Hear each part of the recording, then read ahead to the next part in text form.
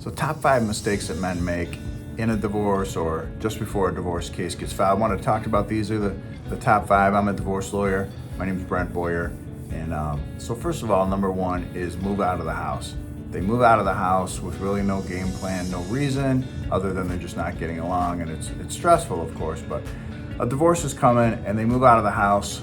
But really the advice is they move out of the house with no plan. Moving out, of course, is fine, and at some point, someone's moving out, right, because they're getting divorced.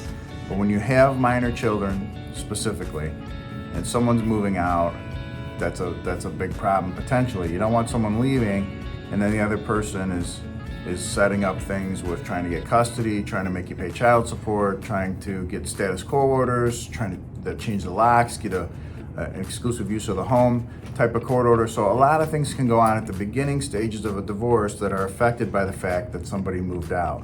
So you want to be careful of this. If you know a divorce is coming, or if you're going to be the one filing a divorce, be careful about moving out with no plan when there's minor children. Now, without children, there can still be issues with moving out. They're really just money related type of things, right? You don't want to move out and find out your wife has destroyed one of your piece of personal property, broke your favorite guitar, destroyed something that was important to you. Most things are things and they're replaceable. When it comes to kids, of course, kids aren't replaceable. Can't get back the time with your kid. Hard to undo the damage that gets done at the beginning stages of divorce when there's minor children. So if a divorce is coming, you know a divorce is going to be happening. You're not going to want to move out for no reason. Now, if there's domestic violence or threats of domestic violence and your wife is saying, I'm going to call the police on you, or she's saying, I'm going to make something up about some sort of lie claiming you did something that you didn't do, and she's going to call 911. First of all, you're going to want to record her saying that, because that's a felony. She's not allowed to just make things up and call the police for no reason. But if she's somebody that's going to be kind of trigger happy going forward, telling you she's going to call the police on you, that's all good reason to leave. And keep in mind, with moving out, you can leave for the night, leave for a few days, leave for the week. That's all totally valid. Get a hotel, go stay with a friend, whatever you got to do. But if you're moving out and you know you're not coming back and you have minor children, you're going to want to set some things up before you do all that. So you're going to want to file for divorce first. That's a key one, and that's number 2 on the list of things that can be a potential mistake when men start a divorce case, or when anyone starts a divorce case. But specifically, we represent only men, so our clientele is all men, and we're always looking at that perspective on divorce. But moving out, you're going to want to make sure a divorce case is filed before you move out. That's the best time to file, although that might sound a little strange. And you're going to want to put things in place with custody, parenting time, child support, status quo on the bills, who's living at the house, who's leaving, who's going to be free to come and go, or maybe your wife is trying to stop you from coming to the house after you move out. You want all those things out there, discussed, something set in place before you leave. So number 1 mistake is moving out of the house with really no plan.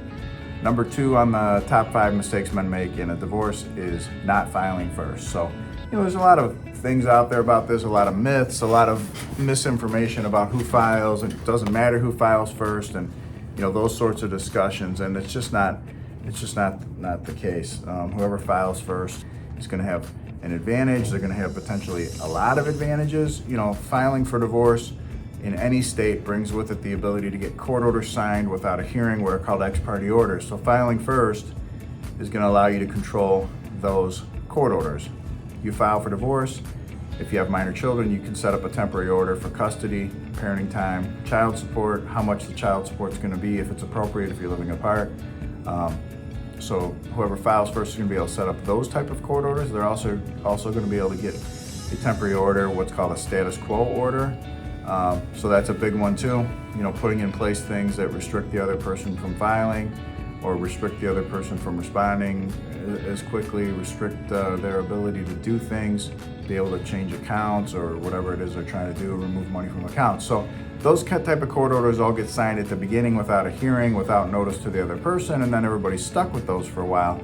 Not always a good start if the other person's up to no good, trying to cause trouble. So filing first, a mistake people make is not filing first. They think, I'll just let my wife file. She's the one that wants the divorce. Well, that may be true, but if you know the divorce is happening and she's going to file, always better to file before she does. That's just gonna be best. Lawsuits are set up that way. Whoever files first is the plaintiff. The plaintiff goes first if there's a hearing. The plaintiff is gonna be the one to control the timeline, control the narrative, control the words in the documents, control the words in these court orders that get signed. So there's all kinds of things go into it. So to be saying it doesn't matter who files first is just nonsense. That's just somebody telling you that doesn't know anything about it, quite frankly. But including lawyers, there's a lot of lawyers that don't know anything about that type of thing. So you want to be careful of that. File first when you can. Of course, sometimes you don't know, sometimes you can't, and then you're just responding. That's okay too. Responding to a lawsuit is fine. Starting a lawsuit's better. So that's number 2. Top 5 mistakes men make, or anyone makes, when they're starting a divorce, when filing for divorce. Number 3 on the list is choosing the wrong attorney. This is a big one. You think getting an attorney is better than not having an attorney, but you want someone that does divorce and family law. You're not gonna want just some jack of all trades guy or some guy across from the courthouse, a guy or woman. You wanna watch out for lawyers that talk about how they're divorce lawyers. Get a sense of, are they really divorce lawyers? How many divorces do they do a year? What kind of work do they do on it? How involved are they? Are they a member of the family law section of the state bar? Are they any of these things? Are they a member of AAML, American Academy of Matrimonial Lawyers? You want to vet them a little bit. Don't just assume because they're a lawyer that they know anything about this type of law. You graduate from law school, pass the bar, you have your law license, you have the right to practice any type of law. I could do personal injury, bankruptcy, criminal defense, any of those things, but we do divorce and family law exclusively. We're experts in it. It's all we do. I don't know a lot about that other stuff. I know enough about it as it intersects with the type of stuff that we do, but I wouldn't be taking on a personal injury case or a bankruptcy case or any of those types of things. And if you got a lawyer who's doing all those things, how good could they be at it if they do everything? That's always a kind of a question. So make sure you choose the right attorney. Make sure you got somebody that actually does divorce work and isn't just doing divorces here and there to pay the bills or for their friends or whatever. Make sure that it seems like they're a good fit. Are they knowledgeable? Are they someone that deals with the county that you're in, the type of issues that you have? You want to have those questions before you hire somebody. I think people are stressed out and exhausted by this process, and so they meet with a lawyer and they want to just hire the first person they meet with. And sometimes they pick the right person right off the bat, and it's fine, but be careful of that. Make sure they do this type of work. Make sure they know divorce, family law, they know men's perspective, their side of things on it, and they know the county that you're dealing with. That's a tall order. You need somebody that knows all those things. Some of these smaller counties, it's harder to find.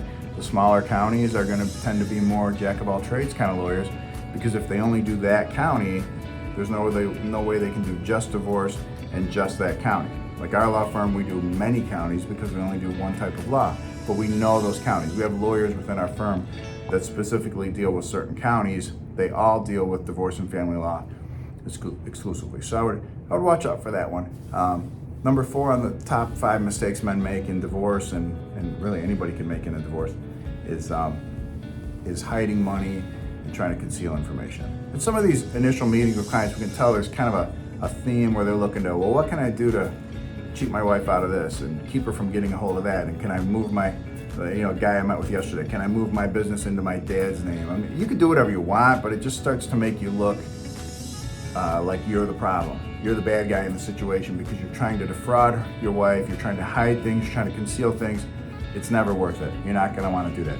Get proper advice early on, get a lay of the land, get a sense of what's going on here, what you can expect, and don't start down the road of deception and hiding, and I'm gonna, go sell my $20,000 vehicle for $2,000 to my buddy and say, I don't know, it's crazy, I got $2,000 for it, here you go, here's your half.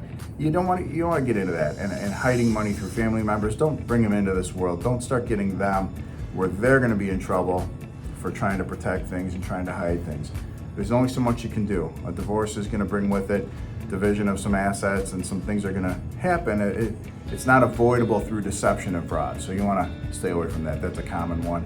I think in the name of fear and stress and worry and self-preservation, people can get down the wrong path, and you want to avoid those things when you can. And then number 5 on the top 5 mistakes men make in divorce, beginning stages of a divorce, is not being involved with their children. They'll come in and say, I want 50-50, I want 50-50, I want half the time with my kids. But if they're not involved with their kids' lives, they couldn't tell you one teacher they have at school, they don't go to the activities, they don't take them to the doctor, they don't do any of those things, they're not gonna suddenly have half the time with their kids. You gotta remember, there's no law that says you get half the time with your kids in Michigan or any other state. There's nothing guaranteed on that. So you want to be involved with your kids. And if you haven't been that involved, if your work schedule doesn't allow it, you work a lot of hours, you work overtime, you have non-traditional work schedule, like you work nights or whatever it is, you wanna start making some changes to that. You're gonna wanna start making sure you are involved if you want a lot of time with your kids and more than just the every other weekend kind of routine. You're gonna wanna get involved with the kids, know what's going on in their lives, where their school is, who their teachers are, what classes they have, what extracurricular activities they're doing, who their friends are, all that stuff, because that's gonna be how it goes when you try to start figuring out what kind of time you're gonna get with your kids. If you're just not that involved, you're gonna continue to not be that involved. It's hard to change all that overnight and suddenly be this involved dad. So you wanna start down that road right away. If you got some regrets about it and wish you'd spent more time with them or wish there was more room in your schedule for the kids, you gotta start doing that now. You can't wait till the divorce is happening to claim you're gonna be super dad now. So that's another mistake we make. So I hope that helps. That's the top 5 things we typically see with Adam, divorce, family law. We're in Michigan, based out of Southfield. We have a Sterling Heights office. We're all over Metro Detroit. And we do all the counties in Metro Detroit, and we're all over the state of Michigan, quite frankly, too. Thanks.